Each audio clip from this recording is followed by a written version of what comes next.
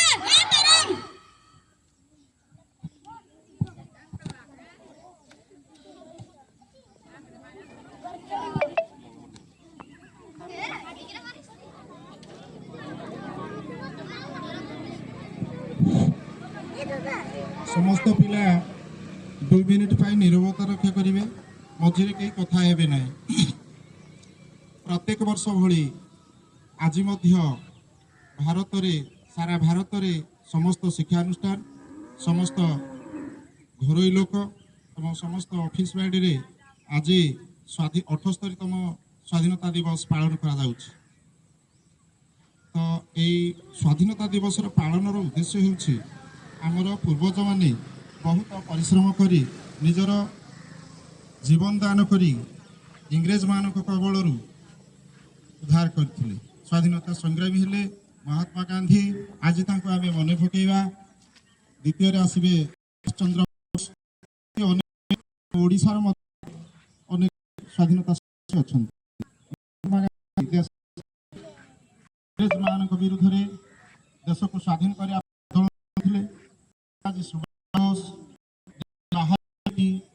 आंदोलन देश ଦୁଃଖର କଥା ଦେଶ ସ୍ୱାଧୀନ ହେବା ପୂର୍ବରୁ ବର୍ତ୍ତମାନ ସୁଦ୍ଧା ସୁଭାଷ କି ମରିଛନ୍ତି ତାର କିଛି ହିସାବ ନାହିଁ।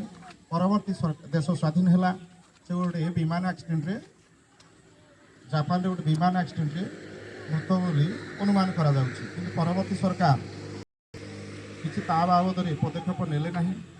ତେଣୁ ସେ ଯେହେତୁ ସେ ଗୋଟିଏ କଥା କହୁଥିଲେ କ'ଣ, ମୋତେ ରକ୍ତ ଦିଅ ମୁଁ ତୁମକୁ ସ୍ୱାଧୀନତା ଦେବି। ତେଣୁ କିଛି ଦେଲେ ଆମେ କିଛି ପାଇବା। ତେଣୁ ସେଇ ମହାପୁରୁଷ ମହାମାନବମାନଙ୍କର ସ୍ମୃତିକୁ ଆଜି ଆମେ ସ୍ମୃତିଚାରଣ କରିବା ଏବଂ ତାଙ୍କୁ ସମ୍ମାନ କରିବା। ଆମର ଏଇ ଜାତୀୟ ସ୍ୱାଧୀନତା ଦିବସ ଉତ୍ସବର ମହତ୍ତ୍ୱ ହେଉଛି ସେମାନଙ୍କୁ ଆମେ ସମ୍ମାନିତ କରିବା। ତା ସହିତ ସେମାନେ ଯେଉଁ ଉଦ୍ଦେଶ୍ୟରେ ଦେଶକୁ ସ୍ୱାଧୀନ କରିଥିଲେ ସେଗୁଡ଼ିକ ଆମେ ପାଳନ କରିବା। ଆମେ ସଚ୍ଚୋଟ ନାଗରିକତା ହେବା, ଯେଉଁଠି ଅନ୍ୟାୟ ହେଉଛି ତାର ପ୍ରତିରୋଧ କରିବା, ତାର ବିରୋଧରେ ଆମେ ସ୍ୱର ଉତ୍ତୋଳନ କରିବା ଏବଂ ସମସ୍ତେ ସୁନାଗରିକ ହେବା। ସମସ୍ତେ ଏକ ହେଲେ ସମାଜର ଉନ୍ନତି ହେବ। ସମସ୍ତେ ସତ୍କର୍ମ କଲେ ସମାଜର ଉନ୍ନତି ହେବ। ଆମେ ପରିଶ୍ରମୀ ହେବା ଦରକାର। ଏସବୁ ଗୁଣ ଗୁଡ଼ିକ ଆମ ପାଖରେ ପରିଲକ୍ଷିତ ହେବା ଦରକାର। ତେଣୁ ସେଇ ମନୀଷୀମାନେ କର୍ମ ଠିକ କଲେ ଆମକୁ ଆଶୀର୍ବାଦ କରିବେ। ତେଣୁ ଆଜି ଆମେ ଏହି ଦିବସରେ ସମସ୍ତେ ଶପଥ ନେବା, ସମସ୍ତେ ଆମେ ସତ୍କର୍ମ କରିବା, ଦେଶ ପାଇଁ ନିଜର ଧନ ମନ ତନ ଦେଇକି କାମ କରିବା।